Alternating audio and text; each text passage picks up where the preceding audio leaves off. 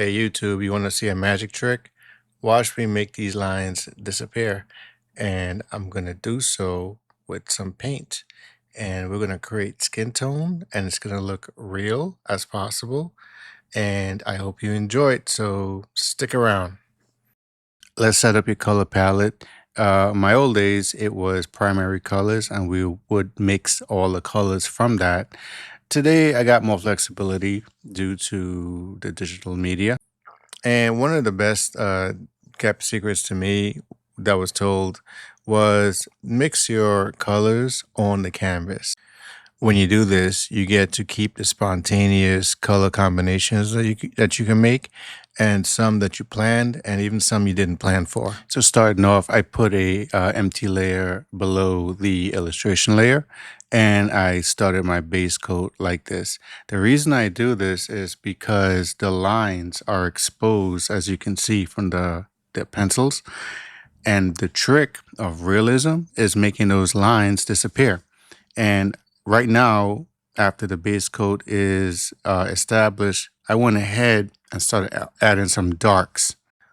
When you match the color or the pressure of the pencil lines, that's when it disappears. If the line is dark, you're going to use a dark color to make it disappear. If the line is light, you use a light color, make it disappear. It totally got rid of all the pencil lines. There's none left, and we can start to actually build on it. Fast forward a little bit on this video, just to make a point here. I was doing a full scene like this with a alligator or croc. I decided not to use him no more because the attention and focus was all over the place. And I didn't have a need for him, at least not here. So maybe another time I'll bring him back, but I got rid of him. One of the things I've always said was when you draw, you want to eliminate what you don't want early on. In this case, it was not early on. It was something that I really was wholeheartedly designed to incorporate, him hunting a croc. It just didn't work out. And I kind of like the lonely feel, that he has, or the uncertainty, the danger, and he's by himself. I want a story told. I don't want to tell you what's happening. You see what I'm saying? It takes a lot away from you. Going forward, the hard part's done. Everything here is pretty much fun at this point, and that's kind of how I break my paintings down or even drawings. First part, the first 10 minutes is going to be rough because you want to know what you want to do, what your mood is today. What do you think you can put down? What do you want to follow through? Second part is making corrections. Is it correct? Does it look good? Does it not look good? Those kind of things. Third part's the fun part. Most of your hard work is done.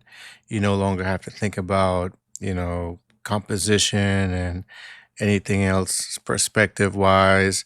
You're just going to add more values where you can, make some fine tuned touches and finalize your thoughts on your illustration or painting.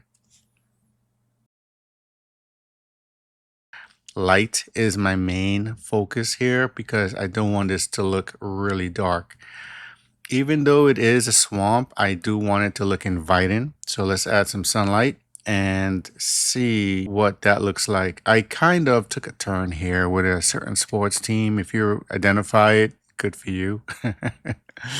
If not, it's all good. I wanted him to be in the photo. So I wanted the light to touch him. I want the grass to touch him. I want the tree trunks to grow on him. I want him to be in the image. Those were some references that I use. Of course I use references, but for the initial drawing I did not. It's a basic human, figure you draw. Anyone can do that. But references come in for details and personality, character, all that stuff. So get some feathers. One thing I must say, if you're going to draw a native, especially a local tribesman or a tribe from a real tribe, you don't want to create stuff out of thin air. You want to, use some reference and see how they actually look and the things they actually use. If you're not sure, don't do it because you're just going to disrespect. And here it is, the final piece. And I hope you guys enjoy this painting. I hope you got something out of it. One thing I do enjoy about digital painting, unlike straight contour line drawing, is it's very friendly. It allows you to make mistakes and completely wipe the board off. And I learned this again from traditional oil painting. And the minute I saw that digital painting allowed me to do the same thing, it gave me freedom to express. So, guys, enjoy the rest of this. I hope you liked it. Let me know in the comments if you think I got the lighting right on this, with the sunlight. How do you feel? Do you think it conveys any, emotions looking at this? Let me know because that's always my goal. And you guys, see you in the next one. Be good. Bye.